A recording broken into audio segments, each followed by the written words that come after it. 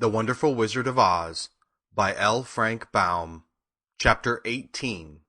Away to the South. Dorothy wept bitterly at the passing of her hope to get home to Kansas again, but when she thought it all over, she was glad she had not gone up in a balloon. And she also felt sorry at losing Oz, and so did her companions. The Tin Woodman came to her and said, "Truly I should be ungrateful if I fail to mourn for a man who gave me a lovely heart.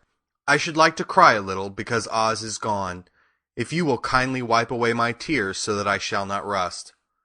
"With pleasure," she answered, and brought a towel at once.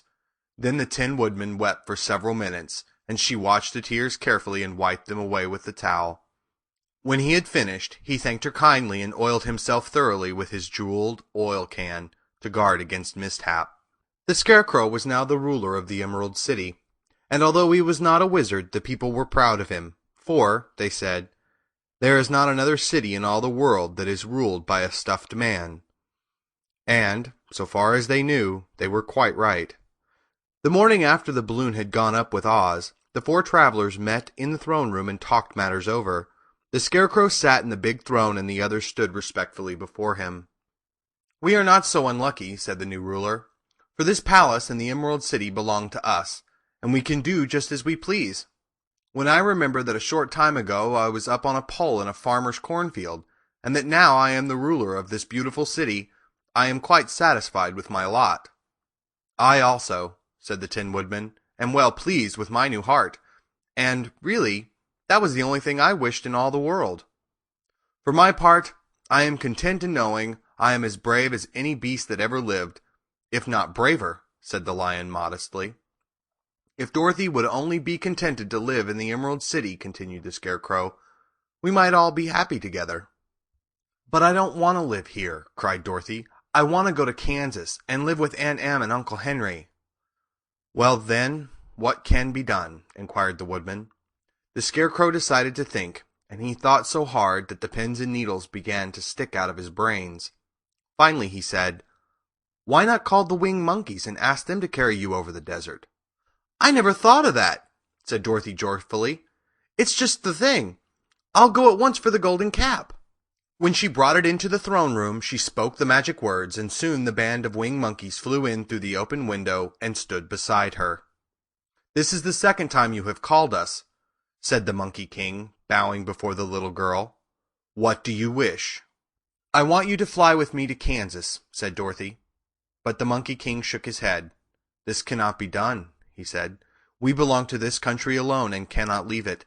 There has never been a winged monkey in Kansas yet, and I suppose there never will be, for they don't belong there. We shall be glad to serve you in any way in our power, but we cannot cross the desert. Goodbye." And with another bow, the Monkey King spread his wings and flew away through the window, followed by all his band. Dorothy was ready to cry with disappointment. "I have wasted the charm of the golden cap to no purpose," she said, "for the winged monkeys cannot help me." "It is certainly too bad," said the tender-hearted Woodman. The Scarecrow was thinking again, and his head bulged out so horribly that Dorothy feared it would burst. "Let us call in the soldier with the green whiskers," he said, "and ask his advice." So the soldier was summoned and entered the throne room timidly, for while Oz was alive he never was allowed to come farther than the door. "This little girl," said the Scarecrow to the soldier, "wishes to cross the desert. How can she do so?" "I cannot tell," answered the soldier, "for no one has ever crossed the desert, unless it is Oz himself." "Is there no one who will help me?" asked Dorothy earnestly. "Glinda might," he suggested. "Who is Glinda?" inquired the Scarecrow. "The Witch of the South. She is the most powerful of all the witches, and rules over the Quadlings. Besides, her castle stands on the edge of the desert, so she may know a way to cross it." "Glinda is a good witch, isn't she?" asked the child. "The Quadlings think she is good," said the soldier, "and she is kind to everyone.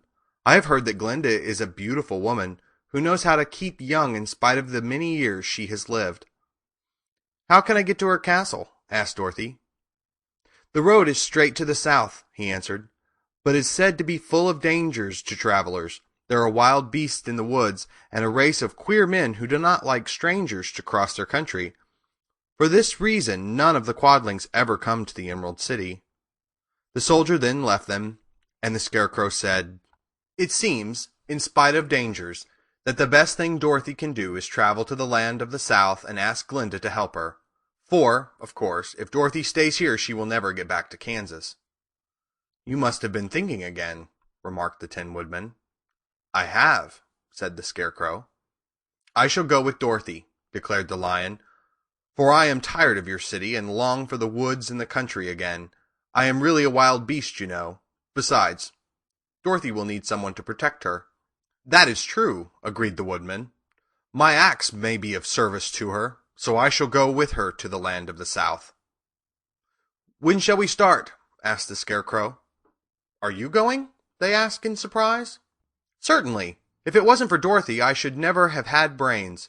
She lifted me from the pole in the cornfield and brought me to the Emerald City. So my good luck is all due to her, and I shall never leave her until she starts back to Kansas for good and all." "Thank you," said Dorothy gratefully. "You are all very kind to me. But I should like to start as soon as possible." "We shall go tomorrow morning," returned the Scarecrow. "So, now let us all get ready, for it will be a long journey." End of chapter 18.